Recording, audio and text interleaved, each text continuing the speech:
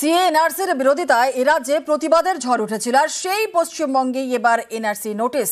কোচবিহারের বাসিন্দাকে এনআরসির notice ধরিয়েছে BJP শাসিত অসম সরকার, আর এই নিয়ে রাজ্য রাজনীতিতে জোর চর্চা।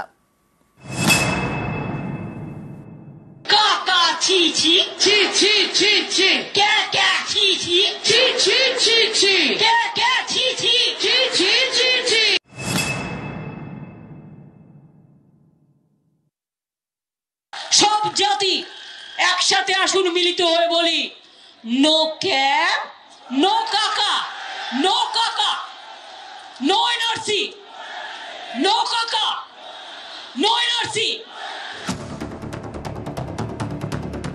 ন্যাশনাল রেজিস্টার অফ সিটিজেন্স, জাতীয় নাগরিকপঞ্জি, ভারতে একমাত্র অসমেই চালু এনআরসি। বিরোধীরা বারবার দাবি করেছে এনআরসি সিএ করে বিভাজনের রাজনীতি করতে চায় বিজেপি। এই এনআরসির সবচেয়ে বেশি বিরোধিতা হয়েছে পশ্চিমবঙ্গে।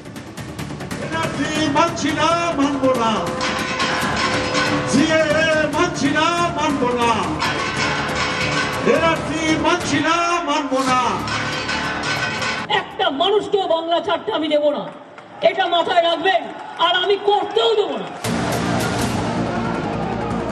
যে রাজ্যে সবচেয়ে বেশি এনআরসির বিরোধিতা, সেই পশ্চিমবঙ্গে এবার এনআরসি নোটিশ।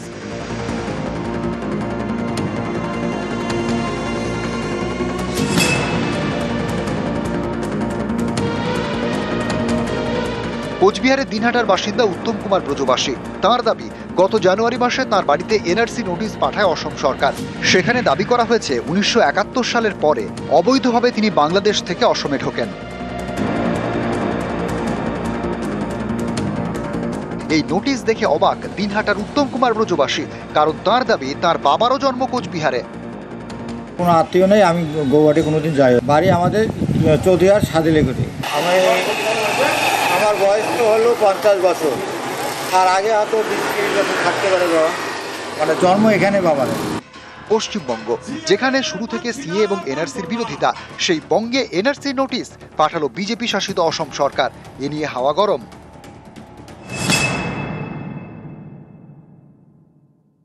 সিএএ এনআরসির মাধ্যমে তারা বাংলার মানুষকে কেন বিব্রত করছে?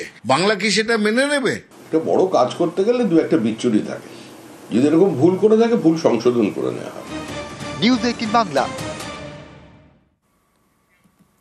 পশ্চিমবঙ্গের বাইরে গিয়ে কি বাংলায় কথা বলা যাবে না? বাংলায় কথা বললেই কি বাংলাদেশি বলে দাগিয়ে দেওয়া হবে? অভিযোগ এমনটাই করা হচ্ছে মুর্শিদাবাদের 3 পরিযায়ী শ্রমিকের সঙ্গে। বাংলাদেশি সন্দেহে তাঁদের আটকে রাখা হয় ওড়িশায়। 2 সপ্তাহ পরে শেষমেশ শনিবার তাঁরা বাড়ি ফেরেন।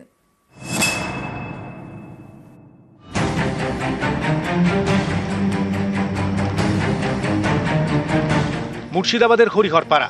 এখানকার 3 বাসিন্দা কয়েক বছর ধরে ওড়িশায় রাজমিস্ত্রির কাজ করেন। অভিযোগ, দিন 15 আগে বাংলাদেশি সন্দেহে পুলিশ তাঁদের আটক করে।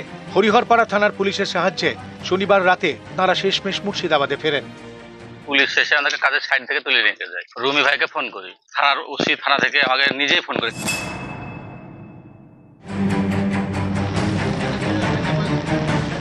পুলিশ জানিয়েছে, মুর্শিদাবাদের অনেক শ্রমিককে বাংলাদেশি সন্দেহে ওড়িশায় আটকে রাখা হয়। সেই তালিকায় ছিলেন হরিহরপাড়ার সাইনুর ইসলাম, রাকিবুল ইসলাম এবং হাসিবুল শেখ। সাইনুর, রাকিবুল, হাসিবুল এই 3 জনই শনিবার মুর্শিদাবাদে নিজেদের বাড়িতে ফেরেন।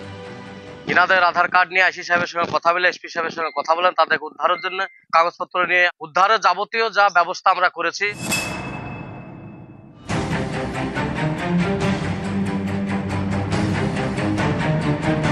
পশ্চিম মেদিনীপুরের ঘাটালের বাসিন্দা হানিফ আলী।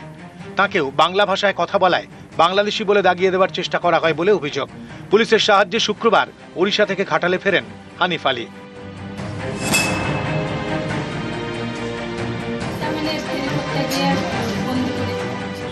একই অভিযোগ উঠেছে বীরভূমের নলহাটিতে। শুক্রাবাদ গ্রামের 19 জন বাসিন্দা ওড়িশায় ফেরিওয়ালার কাজে যান। অভিযোগ, গত 25শে জুন তাঁদের বাংলাদেশি সন্দেহে আটক করে পুলিশ। শুক্রবার রাতে তাঁদের বীরভূমে ফেরায় পুলিশ। নিউজ 18 বাংলা।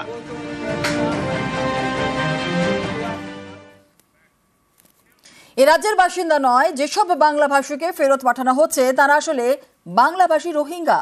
অভিযোগ বিরোধী দলনেতার।